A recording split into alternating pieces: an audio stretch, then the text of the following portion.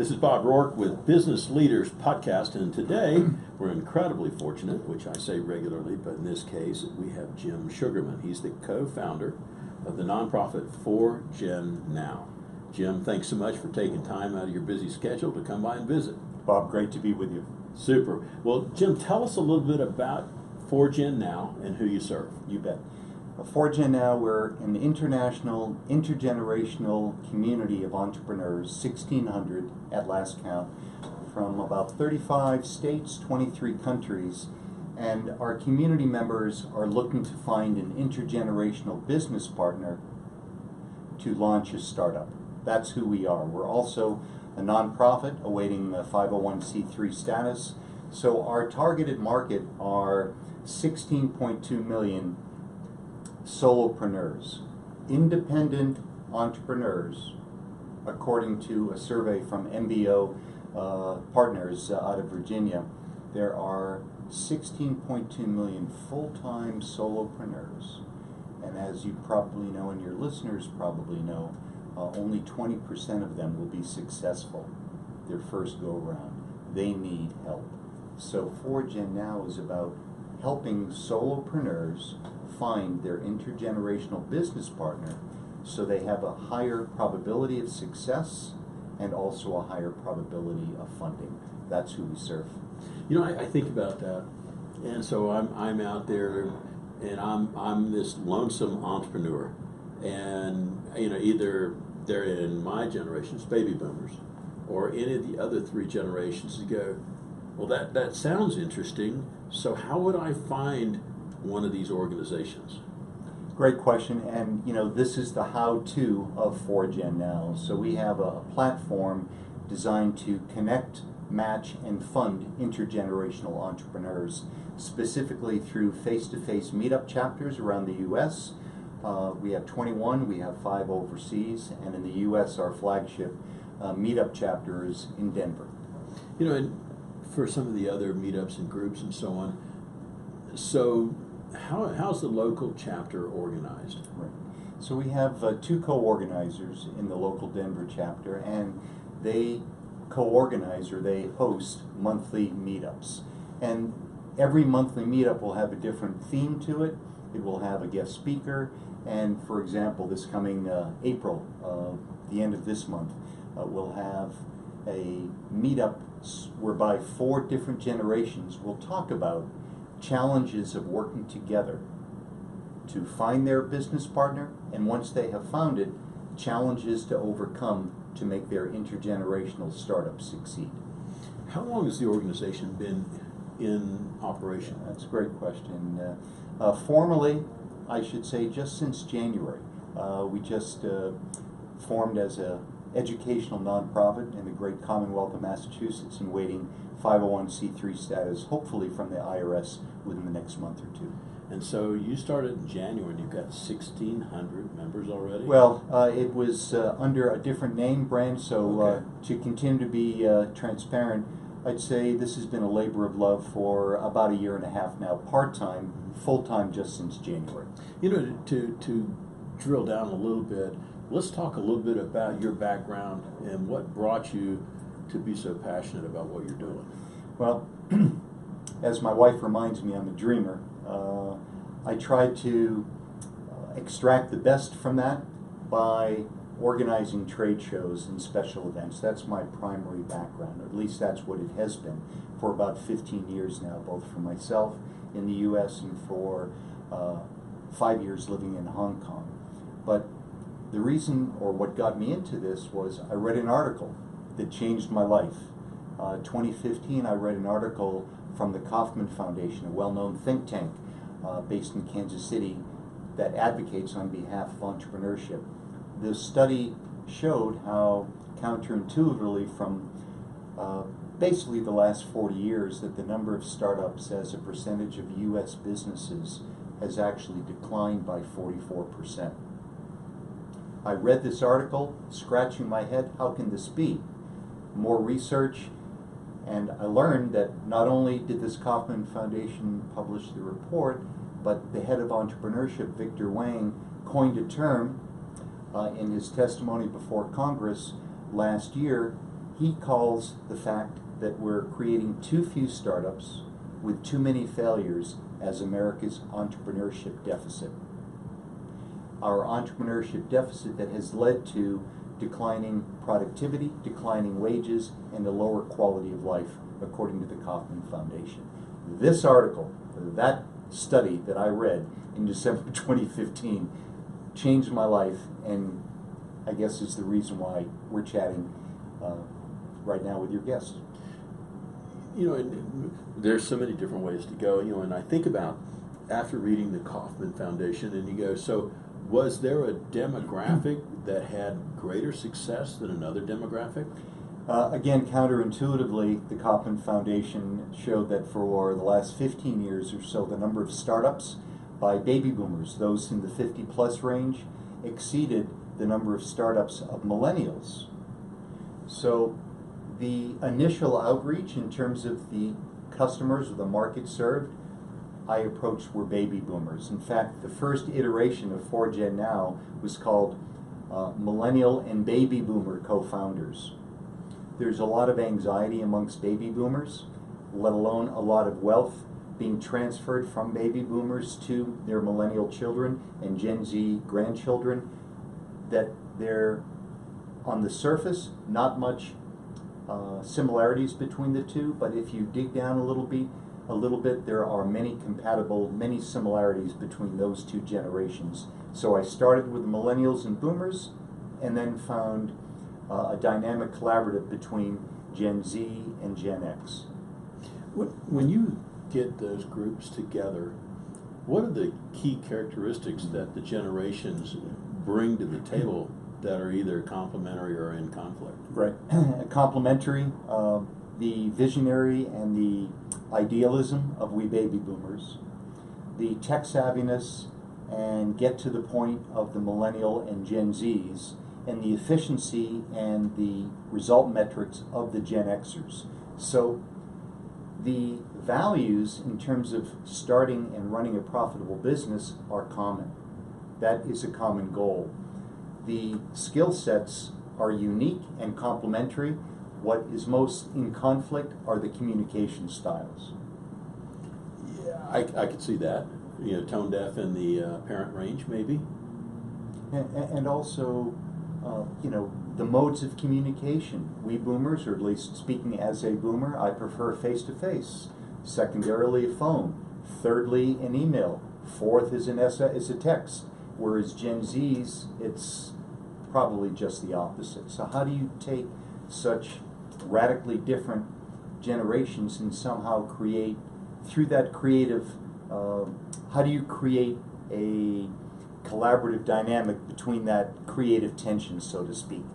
That's the joy, that's the journey that I'm on, trying to bring that to our community members. As a for example, do you have a for example that's on the Front Range of Colorado? I do, and so interesting that you asked, Bob. I just came from a meeting with the millennial co-founder of Tejon Technologies.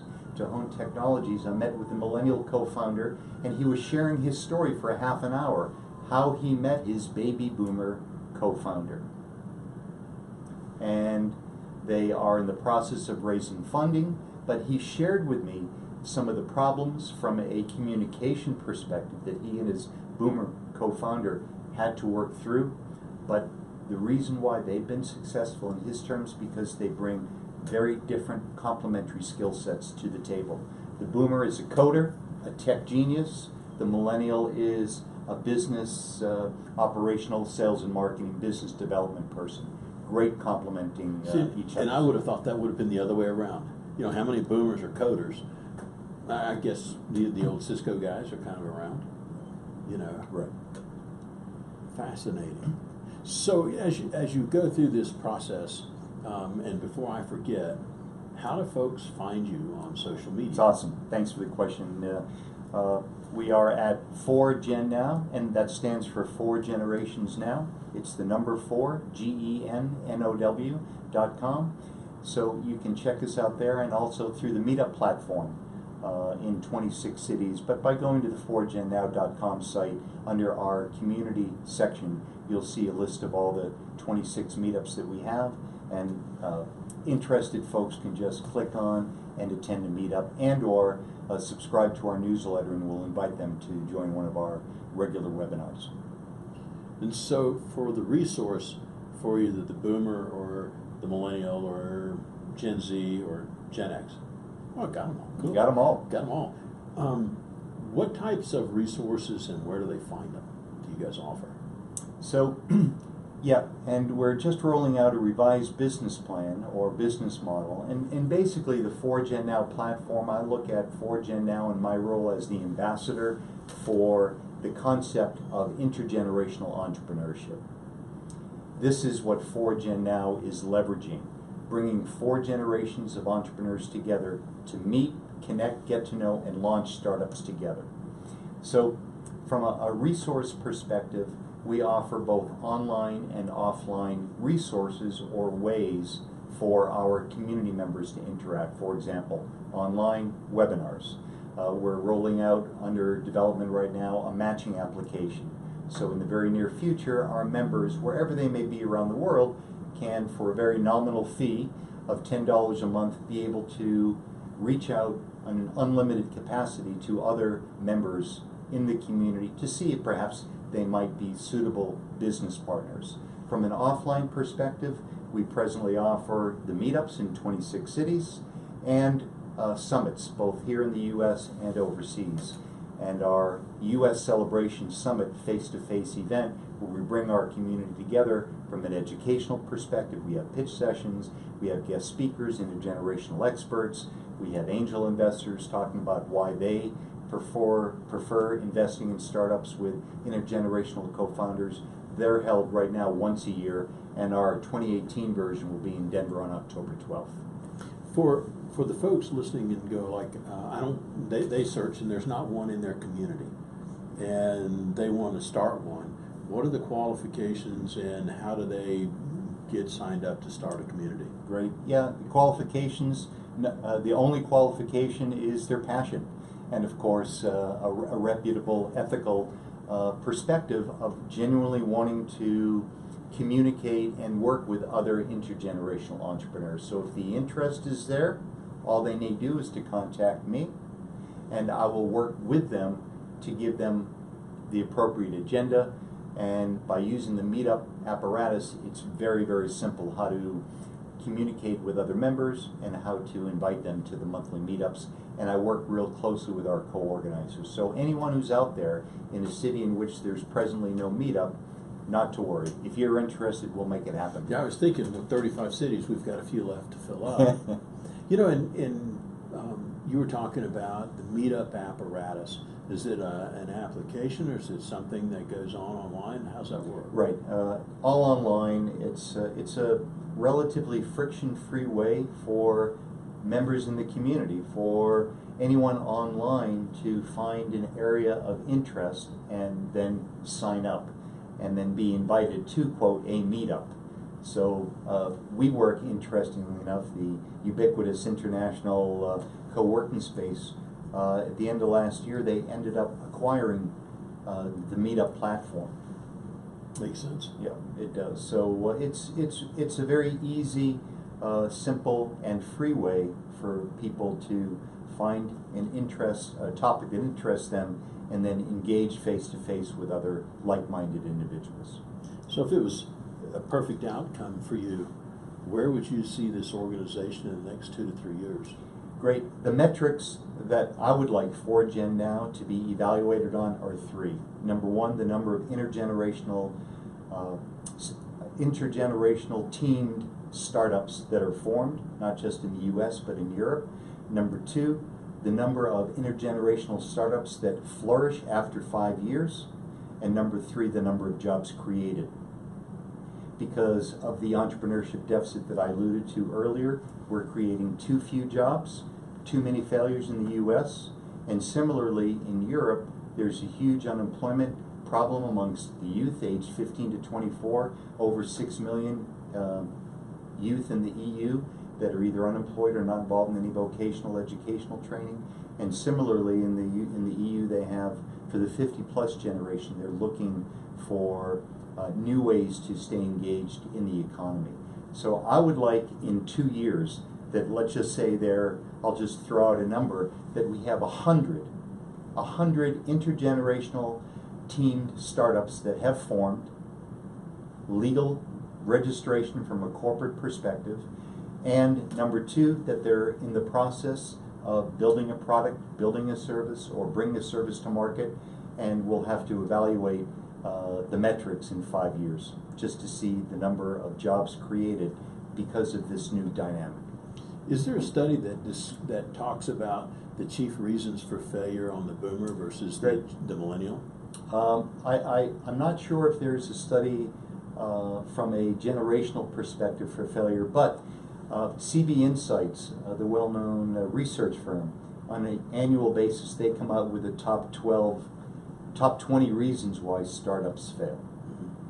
The number one reason is bringing the wrong product or service to market. Basically, the product does not have there's no market need. The number 2 reason for startup failure, according to CB Insights, their 2016 report, is the company running out of cash. The third reason they cite is having the wrong team. But therein, I beg to differ. As an entrepreneur, I think that is 100% wrong. The number one reason, in my opinion, why startups fail is because of the wrong team is in place. With the right team, they would bring the right product or service to market. With the right team, they would not run out of cash. So I contend. You know, I think about all of the components, and I've started a number of businesses myself, and so, you know, a great deal of those topics resonate. And I think for many in my particular generation, there's a great deal of intimidation, perhaps on the advance of technology and the ability to use technology to communicate one to many. And so it's an interesting approach for you guys. So, you know, shifting gears here a little bit, this is the part of the podcast where I try to take in and extract every single ounce of wisdom that I can from you know, in a pleasant way. That won't take long. Short podcast. So, you know, looking back over, what's the most recent book or influential book that's altered your perception on being the founder of this organization or how you run the business? I think perhaps it is, you know, I'd have to say Ken Dykewald's book on the generational wealth transfer that we're involved with right now, even though that book, I think he wrote that in the late mid-'80s. That's had a big impact on me, but, you know, I'd also have to say, and of course the name escapes me right now, but Amy Lynch, who's our intergenerational expert, and she serves on the board of advisors. She's a well-known author, Generational Edge. Amy publishes a lot of white papers in terms of what it takes to create generational harmony in the workforce. So as I alluded to earlier, Bob, there really has not been much written about this concept of intergenerational entrepreneurship. It's on my to-do list to write a book. You know, it strikes me way back of the apprentice system. And, you know, when you think about the skill of the master and the enthusiasm of the apprentice, you know, both with different skill sets, one requires the other. You know, and I think about this approach to bringing those skill sets together. You kind of go, what was new is old, or vice versa. And so it makes a lot of sense to bring those was it the collective wisdom of the crowd together? Right. And you know, I think to your point, it's very easy to see the differences and the gaps when trying to unite the generations, but it doesn't really take too much digging into the weeds to find a lot of commonalities. And just to use that apprentice, mentor, apprentice analogy, one of our colleagues talks about bidirectional mentoring. So it's just not from season to inexperience, it's both ways. It's bi-directional, because we boomers, getting back to an earlier topic or question that you raised, it's not that we are resistant to new technology. It just takes, at least I'm speaking for myself, a little bit longer. But we are open to learning in a way that we can understand. Well, I think back to my college days, there was a computer on campus. Yeah. And I think about with the rapid pace of change in the social media space, I think it's not so much that the boomers may not be able to learn it, but there's a lot to know. And I think somebody that's kind of grown up around that might have an edge. They do, and for those Gen Z and millennials, they too, they don't have the school of hard knocks, they don't have the life experiences and the wisdom that the successes and failures have given. They don't have that skill set, they don't have that perspective. So while we boomers, at least this one here speaking now, lacks the technology, the tech savviness, we bring other very, very important skill sets to the table that are integral to a successful startup. Well, maybe that segues nicely into the next question. What failure, or at the time apparent failure, has served you or your company best or set you up for future achievement, and why? Great question. That's a no-brainer. I have 324,000 reasons or ways that I can answer that, which is the amount of money that I lost by investing or by collaborating with the wrong business partner. I alluded to this article that I read in 2015 by the Kauffman Foundation that changed my life. Something else about the same time that changed my life was selecting the wrong business partner, who happened to have been a boomer. And I realized that we were too similar. And regretfully, that partnership didn't work out. So was it a failure from a financial perspective? It was a living nightmare. However, from an opportunity perspective, with what I learned, basically in that like-minded, to use a cliche, like-minded teams really tend to maintain, and diverse teams innovate.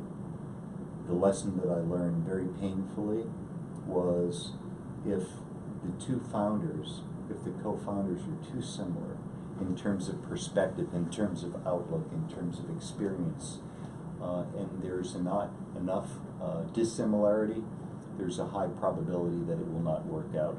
That I can attest to. Nothing like paying a little tuition along the way. If you could put an ad on page 1 of the local paper sharing your message or advice, what would it say and why? For Gen Now, if you want to start a company, have at least 2 other co-founders, and find those co-founders either half your age or twice your age. That would be the message. Don't do it alone. Have a minimum of 3 co-founders to the team, and get your product and service out there as quickly as possible, deploying the MVP or the minimal viable product. With that being said, on finding co-founders, so first level thought is, there's different experience levels. Are there other things that play into having more than just a single founder as a benefit? Well, investors prefer angel investors back angel-backed deals, according to an angel resource publication. They prefer investing in startups with at least 2 co-founders, 52% over 48% of solopreneurs. So from the angel investors, and that's basically the primary funding for startups, because most startups we know, 80% of them are from their own pockets, and the rest are from family and friends. Angels fill that void. Angels are the one funding, and angels are saying to independent entrepreneurs, find a business partner. This is what they're saying. And I'm sorry, Bob, but repeat the second part of your question. No, I think that pretty much covered it, because the ancillary benefit is if you're looking for funding, they're looking for a diverse founder base. Precisely, and talk about the optimal number of co-founders being 3. We point to Facebook, Apple, and YouTube. as the 3 exemplary companies that have started with the optimal number of 3. There's value. 3 legs to the stool instead of 1. What's the best allocation either of time or initiative that's helped you or your company most, and why? I think it's just getting in front of face-to-face meetups with our members, from the 4 generations, be they in their teens or 20s, 30s, 40s, or 50s. At our recent summit in Denver in 2017 November, we had a little over 200 attendees. Our least season was 13 and our most season was 88. Just to be in front of them, to be around a table together and asking them what are their problems as entrepreneurs. What are they looking for? What do they struggle with most? Just learning that and then creating solutions in our platform to serve them, that's certainly the most beneficial use of my time. For you, if somebody would say, what is your most unusual habit, or what others may consider out of the ordinary that's helped you or your company most? I think it's, my wife would say, because, she knows me best after 30 years now. I think it's just telephoning. It's actually speaking. My preference as a boomer is always to be face-to-face. Secondarily, it's to talk on the phone. Because even though I'm guessing that many of the millennials and the Gen Zs and maybe some Gen Xers, they're multitasking during a phone conversation, at least I know that there's some buy-in from their attention. I mean, we are talking on the phone. And I just think I'm willing and able to talk with anyone that has an interest in this topic. And it's the most time consuming, but it's the most enlightening. It's how I learn the most about how to serve our community. Do you do much in the way of Zoom or any of the other? A little bit of Zoom in our webinars. I'm certainly not as experienced as I'm learning, Bob, that you and your network are and that you are. But yeah, we use a little bit of Zoom. Not very tech savvy. I need to do a better job of that. Yeah, I was just curious. My preferred method is face to face, and I can see what I can't hear sometimes. Right. And I think about the translation on Zoom. Maybe it's not the same, but I have people I talk to all over the world now, and it's really kind of nice. To see that. Of course, it makes you wonder what's behind you when you're talking to somebody. Right. Over the past 3 years, what belief or protocol have you established in your company that has most impacted you or the company's success? I would say probably just, give first and ask second. Just give as much as possible in terms of what entrepreneurs need, in terms of education, in terms of resources, ideas, how to connect with other intergenerational entrepreneurs before asking them to do things on our behalf. So I think really trying to hone in on what the community wants, what our members want, by asking them. That's helped me the most to stay in touch with what they're looking for. The old ask thing. Yeah, I mean, real basic. Sorry, it's not a sexier answer. Ask somebody what they want. You were talking about that on when the entrepreneurs bring a product to market. And you wonder on those that aren't successful, did you ask or test your market? And if somebody won't take and cut a check or charge it on their card for what you're offering, the chances are you have a great idea, just not a market. And I think business development centers might be better served. They might better serve their members if they maybe spend a little less time on the business plan and a little bit more time on cash flow. Mm-hmm. Because get that MVP, get that minimal viable product, as you and I have spoken about, get that to the marketplace as quickly as possible, as opposed to spending untold amounts of time and resources trying to perfect a plan, which once you get into the arena of the marketplace, you're going to have to adjust, adapt, and improvise immediately. Yeah, perfect gets in the way of good enough, for sure. What advice would you offer to a new founder that's assuming the role of founder for the first time in a company? Find a co-founder, either half your age or twice your age. Don't do it alone. What are the most common misconceptions about you or your role as founder of this organization? Great question. I'd say misconceptions about my role that I've only enjoyed success. I think maybe perhaps I like to project that, but I think that is probably the least appreciated perspective that I bring to the table is, again, sorry that it's such a cliche, Bob, but we learn far more from our learning experiences than we do from our successes. While I've enjoyed some decent entrepreneurial success, what I'm most proud of is how I picked myself up off the mat, having been smacked around a little bit by the marketplace or by founders. So I think that. Yeah, character shows up when things get challenging. Usually, looking back over the past few years, what would or should you have said no to, and why? One of my personality traits is trying to always find a way to say yes. However, I think over the last few years, not necessarily in 4Gen now, that I might have been more selfish with my time.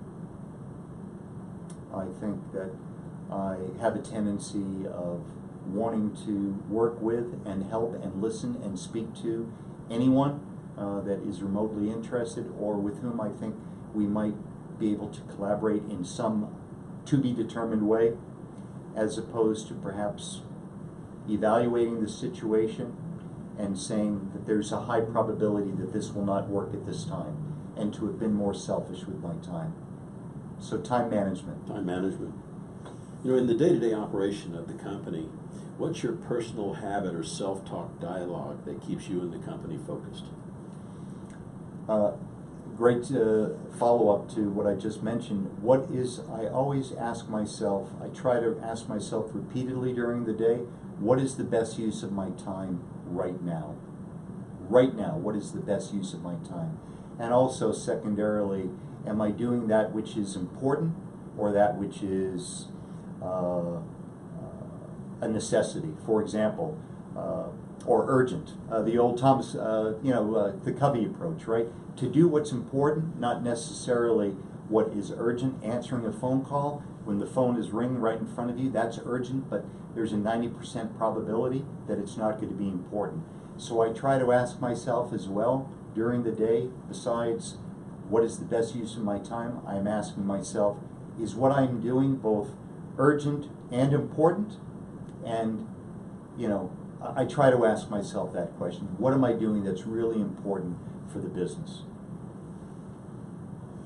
For you, is there a quote that you find meaningful or that you use frequently? Oh, that's a no-brainer.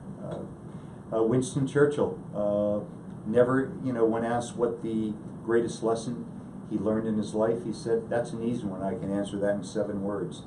Never give up. Never, ever give up. You gotta show up every day.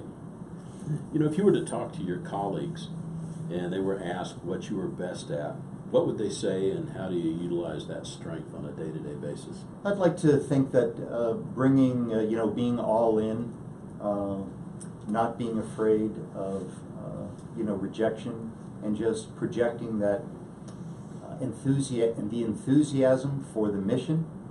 I would say, I would say that. We're in a bit of a time constraint today. You have places to be north of here, and traffic being what it is. I went a little faster than normal, trying to be aware of your time and schedule. So I can't tell you how much I appreciate you swinging by.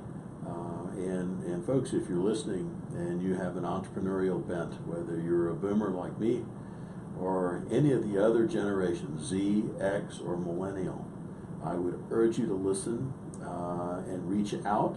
And if there's not a chapter in your town, well, there's your first opportunity to get started and find people that are like-minded. So I would urge you to support this guy in his effort to change the employment picture and success in the country of small business. Thank you very much, Bob, for the opportunity to speak with your members, to be your guest, and thank you for the contribution that you make on behalf of all we business owners. Thank you. You bet. Been fun. Thanks a lot.